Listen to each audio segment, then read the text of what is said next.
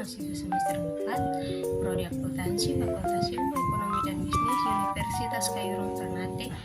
Tapi sebelum itu, saya mau berterima kasih kepada Bapak Dr. Swito SE, MSI, AK, CSRS, CRSA sebagai dosen pembimbing mata kuliah metode penelitian. Oke, langsung saja. Apa itu fenomenologi? Fenomenologi adalah sebuah studi dalam bidang filsafat yang mempelajari manusia sebagai sebuah fenomena. Fenomena dalam filsafat pada umumnya dikaitkan dengan hermeneutika, yaitu ilmu yang mempelajari makna daripada fenomena ini. Istilah ini pertama kali diperkenalkan oleh Johann Heinrich Lambert pada tahun 1728, seorang filsuf Jerman, bukunya Neues Organum Hasbiansa pada tahun 2005. Salah satu poin penting yang menjadi kelebihan studi fenomenologis ialah pengalaman yang tersembunyi di dalam aspek filosofis dan fisiologi individu dapat terungkap melalui narasi sehingga peneliti dan pembaca seolah dapat mengerti pengalaman hidup yang dialami oleh subjek penelitian. Tujuan dari penelitian fenomenologis ialah mereduksi pengalaman individual terhadap suatu fenomena ke dalam deskripsi yang menjelaskan tentang esensi universal yang fenomena. Dari fenomena tersebut, fenomenolog berupaya memahami esensi dari suatu fenomena. Suatu contoh fenomena yang aktual, misalnya mengapa masyarakat penonton seni pertunjukan sekarang menyukai pertunjukan yang vulgar dan glamor. Saat ini memiliki esensi universal sehingga sangat memungkinkan untuk teliti secara fenomenologis.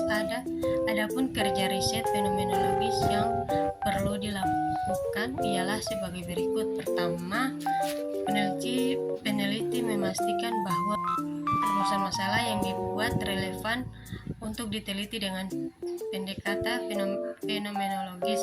Rumusan masalah peneliti yang relevan menerapkan fenomenologi adalah masalah peneliti yang sangat penting untuk memahami pengalaman pribadi yang dirasakan sekelompok individu terhadap suatu fenomena yang dialaminya.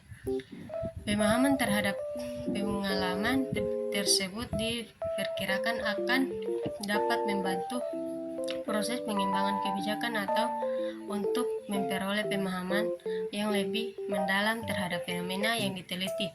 Kedua, dalam merumuskan masalah, peneliti menangkap fenomena untuk dipertanyakan maknanya bagi kelompok individu yang mengalaminya. Misalnya, apa makna menjadi seniman profesional? Apa makna menjadi korban politik? Apa maknanya hilang harga diri dan lain-lain. Ketiga, peneliti harus meninggalkan pengalaman pribadinya sejauh mungkin terkait dengan fokus penelitiannya. Upaya ini disebut dengan istilah breakout out. Dilakukan untuk membantu peneliti memperoleh pemahaman sedalam dan seobjektif mungkin tentang fenomena yang dialami oleh informan secara personal tanpa terkontaminasi oleh pengandalan peneliti. Sebagai contoh studi fenomenologis tentang orang-orang yang sedang patah hati, meskipun peneliti pernah mengalami patah hati, harus menjauhkan pengalamannya itu. Keempat, data fenomenologis berupa narasi deskriptif yang dikumpulkan dari cerita individu yang mengalami suatu fenomena yang diteliti. Data riset fenomenologis diperoleh melalui wawancara mendalam dengan sekelompok individu, jumlahnya tidak terbatas.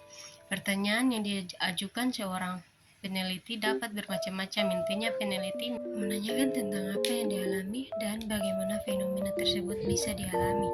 Kelima, proses analisis dan pada prinsipnya mirip dengan analisis kualitatif lainnya, yaitu dapat ditranskrip lalu dengan merujuk pada rumusan masalah.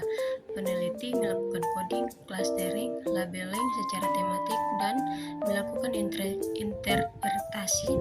Proses tersebut berlangsung bolak-balik sebagaimana analisis di kualitatif pada umumnya. Itu saja yang dapat saya sampaikan. Apabila ada kesalahan dalam bacaan saya tadi, saya mohon maaf. Wabillahi taufiq wal hidayah. Wassalamualaikum warahmatullahi wabarakatuh.